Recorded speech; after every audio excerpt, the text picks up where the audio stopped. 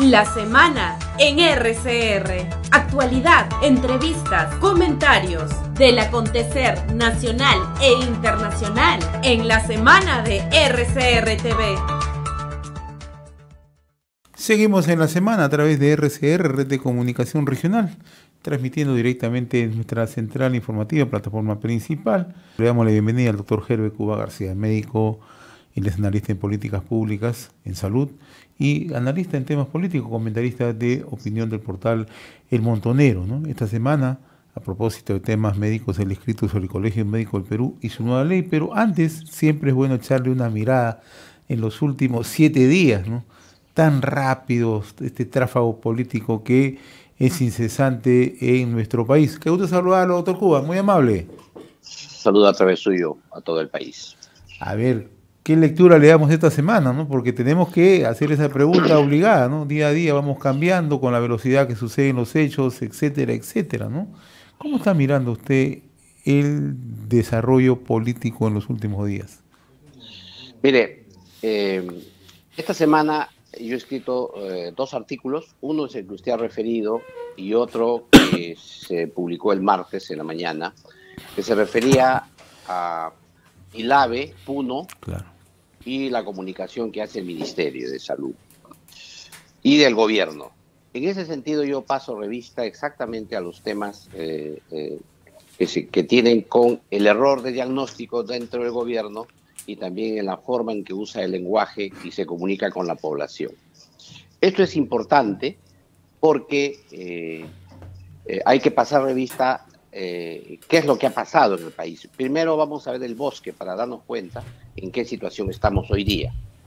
El día 7 de diciembre, desde el punto de vista político, lo que ocurrió es un conflicto.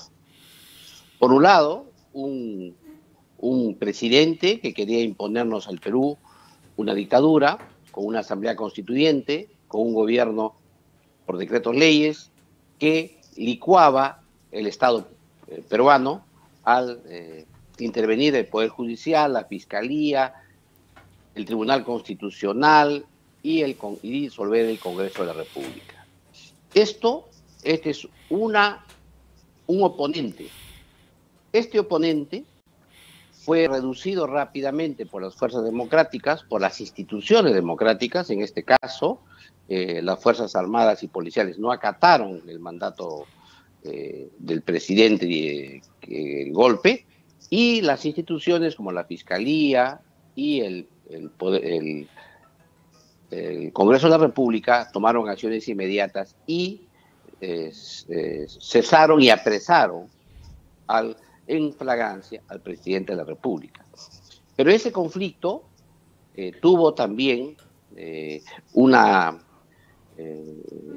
levantamiento, por decirlo, de la población que sostenía ideológicamente al presidente. Y aquí automáticamente lo que se hizo es, ese levantamiento ocasionó una respuesta de el gobierno del Estado sumamente virulenta, que transformó que el agresor, que era el presidente golpista, se transformó en víctima por la naturaleza de la violencia que se utilizó para frenar esos conflictos. Y ahora tenemos un conflicto que ya no se debe al tema del golpe de Estado, sino a la ofensa que se habría hecho por el uso de la fuerza en ese momento. Pero el conflicto continúa. Lo que ha pasado es que el ofendido, que era la población peruana y el Estado de Derecho, ahora se ha transformado en agresor. Y el que era el agresor, que fue el que dio el golpe de Estado, ahora lo han transformado en víctima. Este tema genera que nosotros tengamos que ver lo que ocurre en el país en el conflicto, porque cuando hay un conflicto significa que las partes tienen objetivos políticos totalmente distintos y por lo tanto el diálogo es imposible porque lo que se trata es de torcer la voluntad de uno u de otro.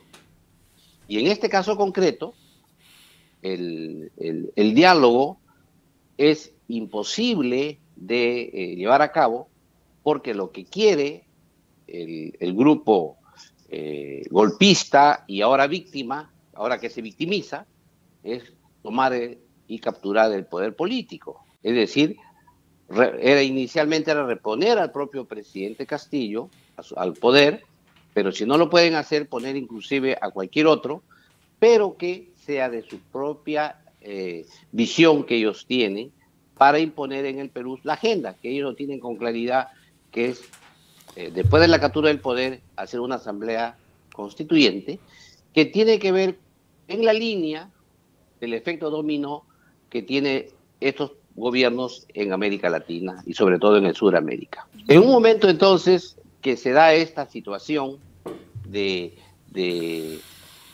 un objetivo político claro, el gobierno, al contrario, con la presidenta Boluarte, no tiene un objetivo de gobierno claro. Lo que hace simplemente es mantener la estabilidad de gobierno, pero no tiene un objetivo claro político. Y ese es un primer tema. Primero, que no se reconoce el conflicto, no se reconoce la naturaleza del conflicto y no se reconoce los objetivos del conflicto. ¿Esto lleva a qué?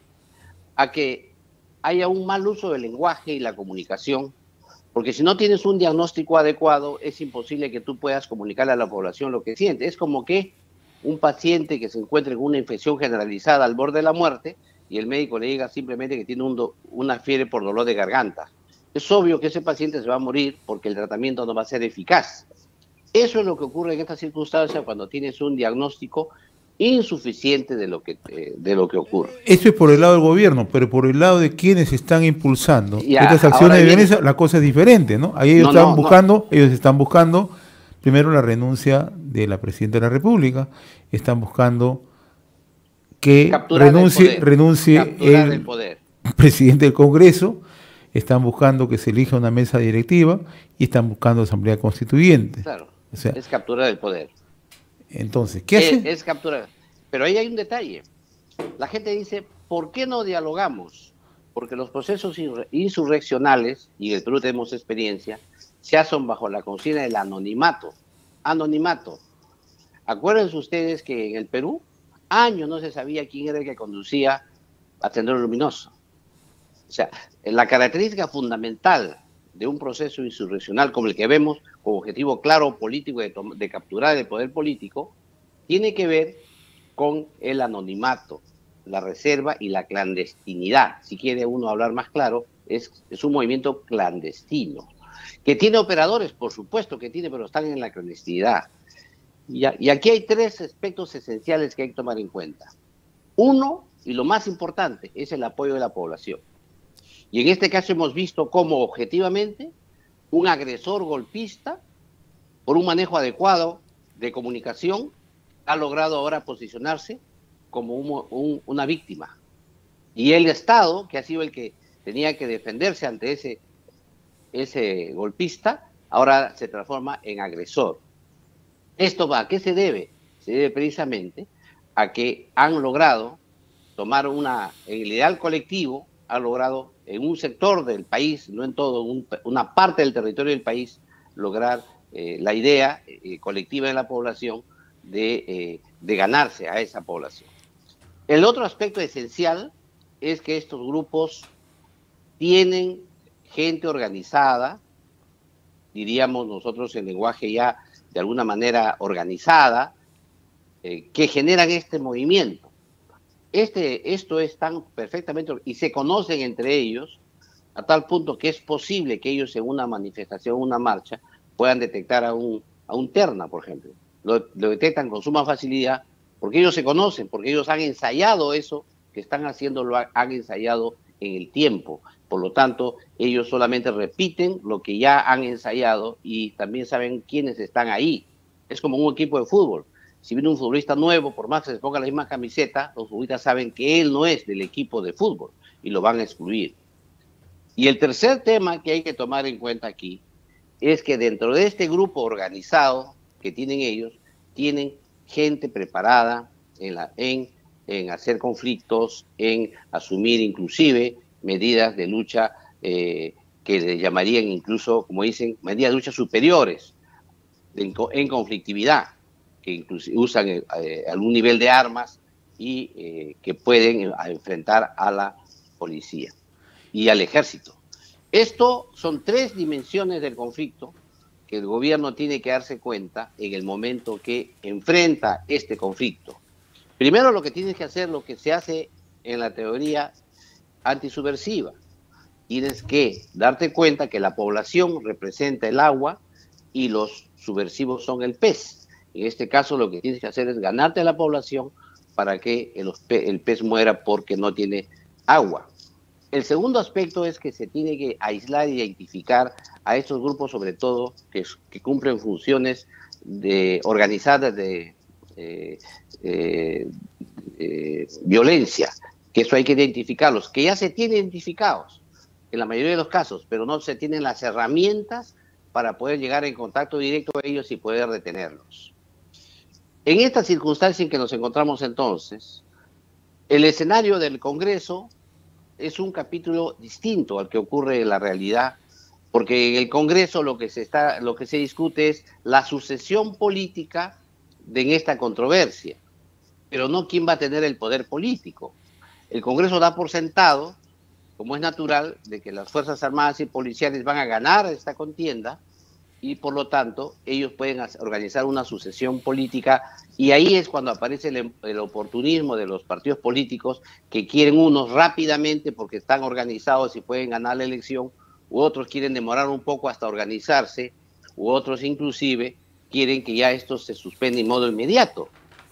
Esto entonces tiene que ver con el Congreso de la República, pero el hecho está en la calle, y usted y todos nosotros vemos el dilema que tiene el Ejército y la Policía Nacional de si es conveniente usar la fuerza drásticamente para poder ganarle a los revoltosos, por decir una palabra suave, en esta contingencia. Pero lo que ocurre es que este uso de las fuerzas, si es que no va con el acompañamiento de la población espera en la zona, puede victimizar más al oponente y darle mayor justificación para la sublevación o la revuelta o la más violencia.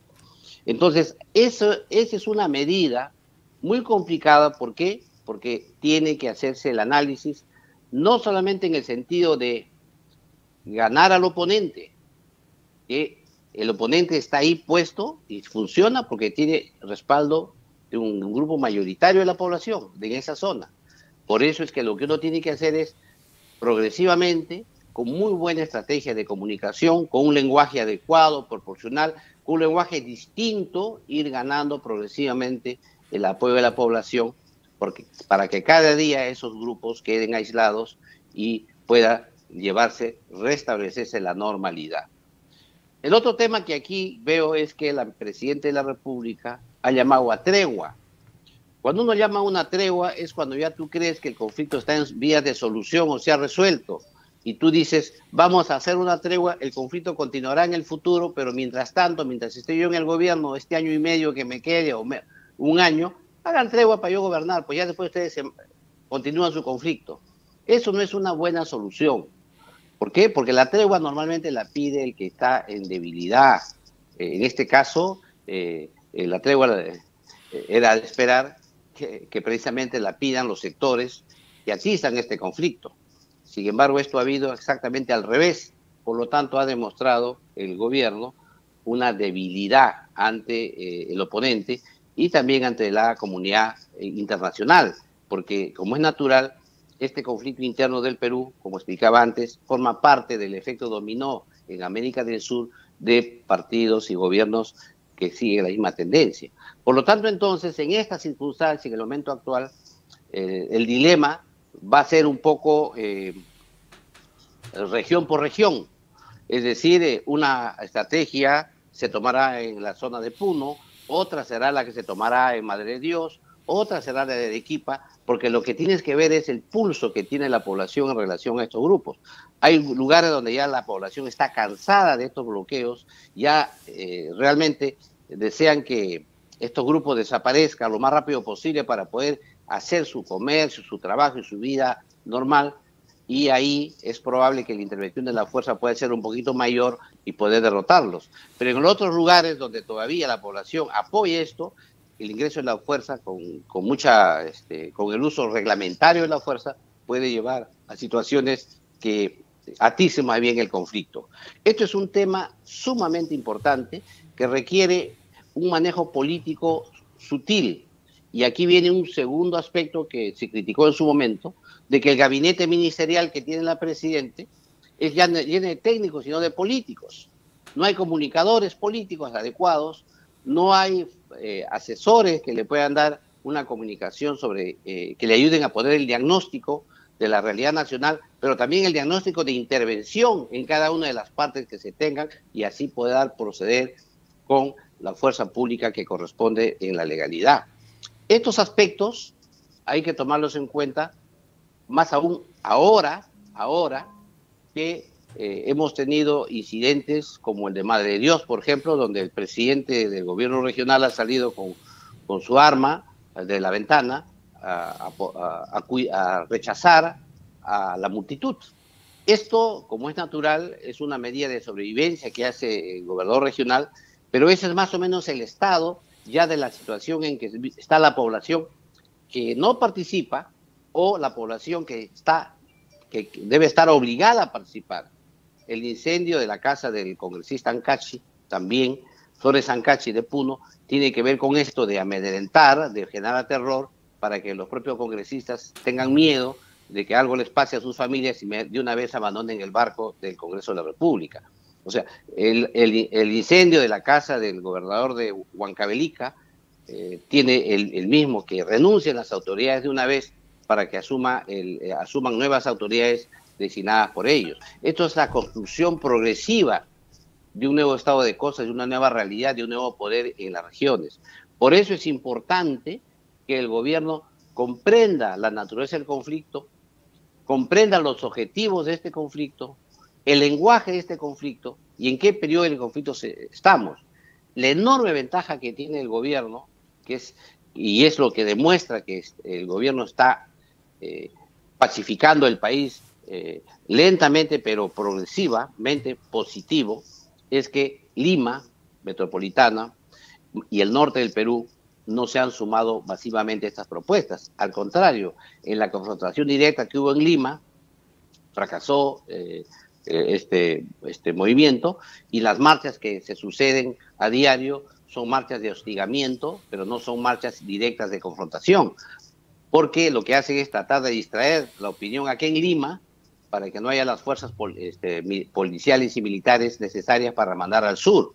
Entonces ellos tienen que hacer conflicto aquí, tendrán que hacer otro conflicto en el norte, algo chico, no importa, pero exige mantener acantonado ahí tropa, policías, etcétera, para poder quitarle fuerza al enfrentamiento en el sur. Pero hay algo más adicional a esto. ¿Qué posibilidad existe de que la fuerza policial sostenga una confrontación lo más pacífica posible, sin llegar al conflicto directo, de contención y resistencia y progresiva disuasión de los pobladores para retirar las carreteras? Esto está en función del número de policías, porque cuanto más número de policías, la disuasión es mayor. Pero si hay pocos policías, la tendencia es al uso de armas de reglamento. Y esto es lo que ellos buscan, que haya uso del arma de reglamento para victimizarse y otra vez presentarse ya no como el oponente agresor que fue el golpismo que dio el expresidente Castillo, sino como un oponente víctima de parte de un Estado que los violenta. Yo creo que ese es más o menos el esquema en que nos encontramos, y aquí necesitamos, así como tenemos claro qué quieren ellos, a pesar de ser clandestinos y anónimos, ellos tienen sus consignas, 4 consignas claras que usted las ha señalado, pero no tenemos nosotros 4 consignas claras de parte de la democracia y del gobierno. No tenemos acciones de gobierno, unidad de criterio en el lenguaje de los ministros, denominaciones adecuadas a los hechos que ocurren, ni siquiera saben cómo tipificar a las personas que están en el conflicto que hacen uso indebido de la fuerza. No saben cómo decirles, no tienen una denominación. Si le dices terrorista, dicen los terruquean. Si le dices vándalos, también le dicen vándalos porque tienen la concepción española de que los vándalos del norte de Europa invadían España y eso es cultura europea. Eso es lo que sucede, que falta todavía que el gobierno se siente con un comité de crisis, de conflictos, discutan claramente y nos den a la población un lenguaje uniforme para que todos los peruanos podamos comprender el fenómeno. Eso en primer lugar, y en segundo lugar, tener cuidado de no pasar el rol de víctima, que es el Estado peruano, debido a que hubo un golpe fallido de Estado, fallido por la reacción que tuvo el pueblo peruano y de sus instituciones, pero golpe al fin, que fuimos víctimas los peruanos y ahora lo ponen al Estado en una posición de victimario. Ese es el tema que tenemos que cuidar nosotros, y para eso la comunicación estratégica, la comunicación de conflictos, la comunicación de los actores, la comunicación de los objetivos de cada uno de las partes es sumamente importante. Nosotros necesitamos tener clarísimo cuáles son los objetivos del gobierno y, por otro lado, desmenuzar uno por uno cuáles son los objetivos de este movimiento insurreccional. Y cuando digo movimiento insurreccional, estoy usando el lenguaje que usó Evo Morales. Evo Morales dijo en un tuit que en el Perú se vivía un proceso insurreccional. Y esto es exactamente lo que estamos nosotros señalando. Y por eso es que la discusión en el Congreso de la República es otra faceta. Es ya, como se dice, post-conflicto.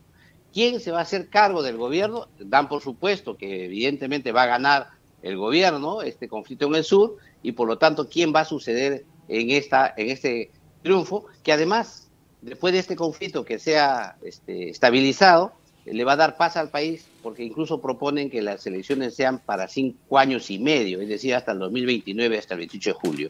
Este es un tema de discusión amplio, que espero esta semana, el día lunes, se dilucide en el Congreso. ¿Qué se va a hacer? Pero es quizá para los peruanos lo menos relevante. Como expliqué en un momento, no se puede hacer un proceso electoral en un país convulso. Ni siquiera llegarán las ánforas a sus lugares, y ni siquiera la población tendrá, si no tiene ahorita libertad para abrir su negocio, menos va a tener libertad para elegir a un candidato. Eso va a ser un anforazo y no va a pasar nada, porque lo van a imponer a la fuerza. Una minoría va a tener el control electoralmente. Eso es peligroso. Por eso es que hay que medir las consecuencias de lo que se quiere hacer en el país. Por otro lado, como es un movimiento clandestino, anónimo, no sabemos si es que ellos realmente quieren adelanto de elecciones en esa manera, porque ellos quieren capturar el poder político. No sabemos qué quieren, no sabemos que si mañana se adelantan las elecciones a julio de este año, eso los contente. Y es claro que no va a ser así, porque lo que quieren es capturar el poder político y crear una asamblea constituyente e instaurar un nuevo régimen político en el país. Eso está claro. Si no vemos así las cosas de esa manera, es probable que la guerra seguirá perdiendo. Y este tema, digo guerra, porque el conflicto, cuando ya escala a un nivel de muertes entre dos oponentes que son irreconciliables, ya empieza a configurarse un tema de guerra, aunque la palabra guerra siempre genera resquemor y esperamos que no lleguemos a ese nivel.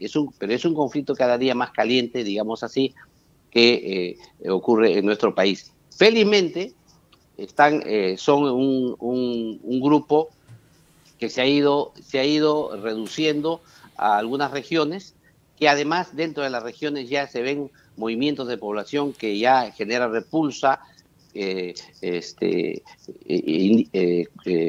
más bien cólera, enojo por lo que vienen sucediendo, porque hay que comprender que en el Perú casi el 80%, casi 85% de la población es informal, vive sus propias actividades, no tiene patrones, no tiene jefes, vive del día a día, y por lo tanto esas paralizaciones le generan enormes pérdidas a los ciudadanos, a la gran mayoría de ciudadanos, no solamente a la gran. Doctor Cuba, permítanos que te planteemos alguna pregunta, por favor, Carlos. Doctor Cuba, dos cosas, a ver. Lo que usted, lo hemos escuchado atentamente, siempre habla que hay una minoría que está empujando estos temas, obviamente, a situaciones radicales, con un respaldo, evidentemente, en algunas zonas de un sector de la población. Pero no solamente es eso, ¿no? Porque también vemos que tienen un respaldo político, ¿no? E incluso la tentación mediática ¿no? de tratar de verlos y posicionarlos como que si fuesen realmente gente que está buscando, ¿no? un cambio para el país en términos positivos. Ese es un punto. Y el otro punto es, de cara, por ejemplo, a este tema y a este juego en lo que estamos entrampados de las elecciones adelantadas. Y ayer o anteayer participamos en una conversación larga sobre estos temas y hicimos una simple pregunta, ¿no? La izquierda institucionalizada, que nosotros vemos y conocemos a sus voceros, está en capacidad de enfrentar un proceso electoral con candidaturas propias, bien estructuradas, orgánicas, o ya han sido rebasadas por otros sectores ultra radicales que han hecho un trabajo político en los últimos 20 o 25 años, y estamos hablando, por ejemplo, de las estructuras organizadas que tiene el Movadef, que incluso estuvo a punto, ¿no?, de inscribir un partido político, y lo hubiese logrado si es que las normas y las instituciones no alertaban y ponían freno a una situación para no permitir que una organización vinculada al terrorismo tenga una representación legal y pueda asumir eventualmente el poder y socavar, ¿no?, al Estado, ¿no?, y el modelo de gobierno que tenemos desde adentro. ¿Cómo aprecia usted estas cosas? Mira, dos cosas. Primero, usted ha señalado el tema de la discusión del Congreso, de los grupos estos que pelean en las elecciones, etcétera.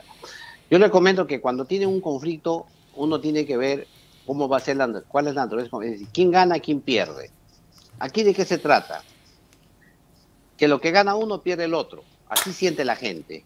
En estas circunstancias, si gana que no haya asamblea constituyente, sigue ganando las transnacionales, los ricos, los grupos de poder. Si hacemos una asamblea constituyente, los que van a ganar los pobres, los desposeídos. Entonces, es obvio que un conflicto como este, que hay destrucción de la capacidad productiva del país, destrucción de carreteras, etcétera, pierden todos. Pero ante el imaginario colectivo se presenta eso, que ellos, y eso usted lo va a escuchar en el debate, que los que sostienen la actual Constitución son aquellos que pierden, no quieren perder el poder político, porque los pobres que están luchando ahora son los que van a ganar el poder político. Esa dicotomía de lenguaje permite precisamente justificar las dos posiciones. Por eso es que señalaba que es importante no entrar en esa contradicción, porque eso no es la naturaleza del conflicto actual. Esa es la figura para justificar el asalto al poder político. Esto es un tema esencial. ¿Quién gana, quién pierde?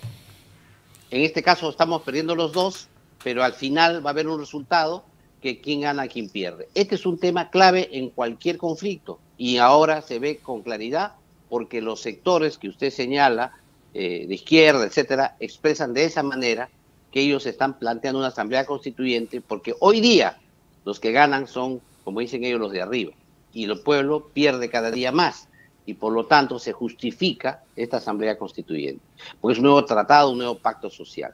Esto es una expresión del conflicto, precisamente.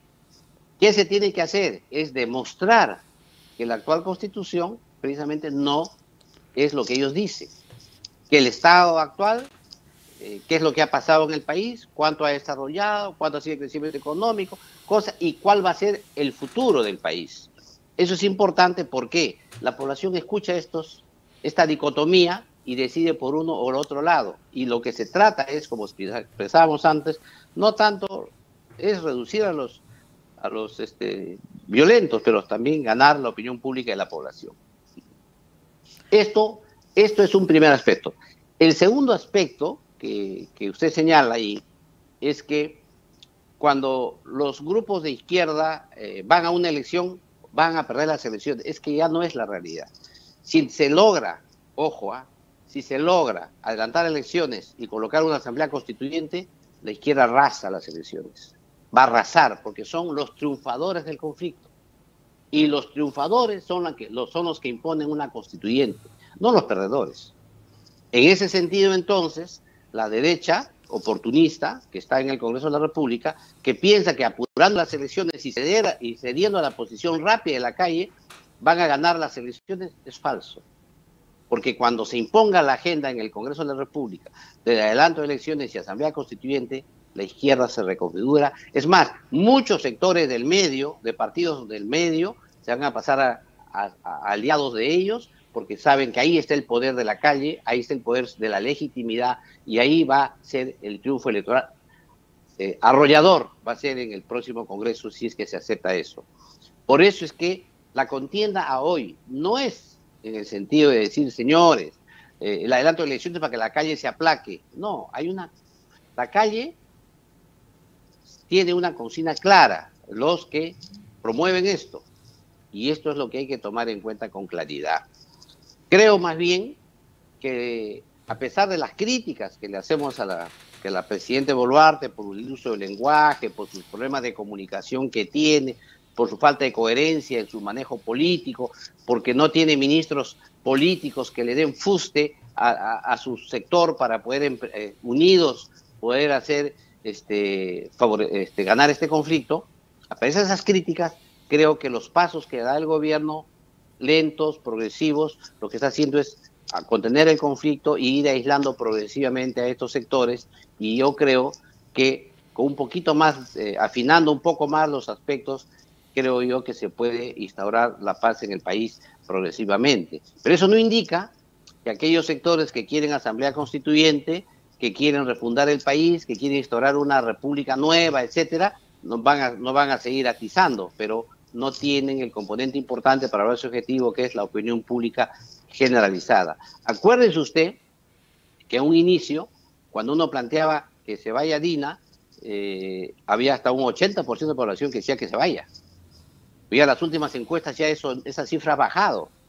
Ya la presidenta comenzaba a tener también un apoyo de los sectores en el país importantes, que permiten asegurar su gobernabilidad.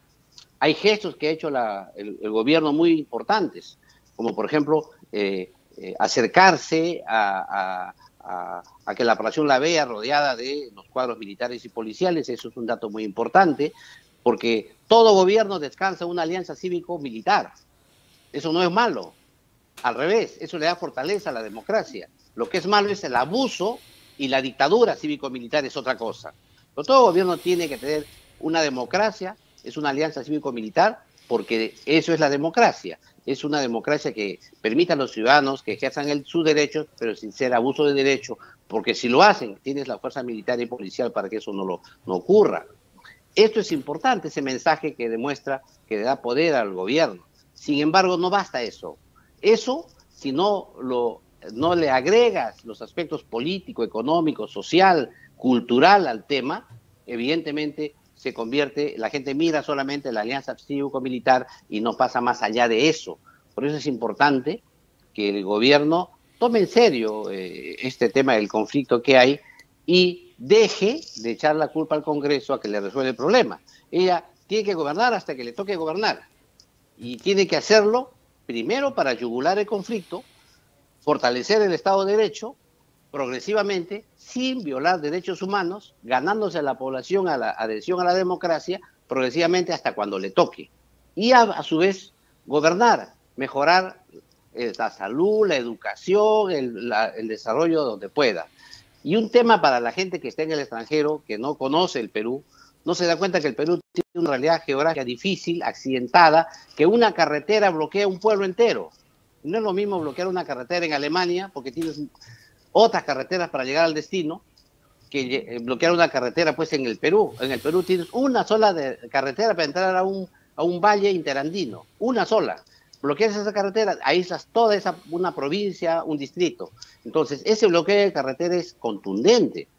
Entonces, por eso, además, las carreteras están en la parte baja, a veces a mitad de los cerros, y los marchantes están sobre las carreteras. De tal manera que cuando el ejército viene, a pesar de que son ellos pocos, ellos pueden tirar pedradas desde arriba, huaracas desde arriba, armas hechizas desde arriba y evidentemente no puedes mantener la carretera desbloqueada sin estar sujeta a una emboscada. Por eso es lo difícil de este desbloqueo de carreteras en una realidad como la nuestra.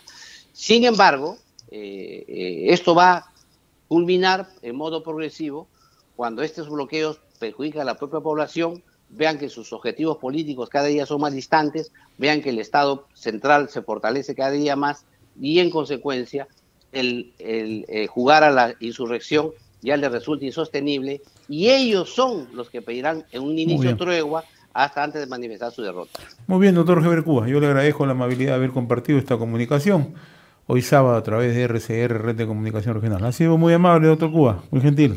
Muy amable, y ya no pude hablar del Colegio Médico del Perú y lo otro, pero con cargo a la próxima semana. Con el mayor gusto. Le agradezco mucho. Con el mayor gusto, mi estimado doctor Cuba. Es un tema que está pendiente, el Colegio Médico del Perú y la nueva ley, con el compromiso de asumirlo en el próximo programa. Un fuerte abrazo, buen día. Buen día, José Hernández. Gracias. Hemos presentado La Semana en RCR TV. A través del canal 796 de Cable Más.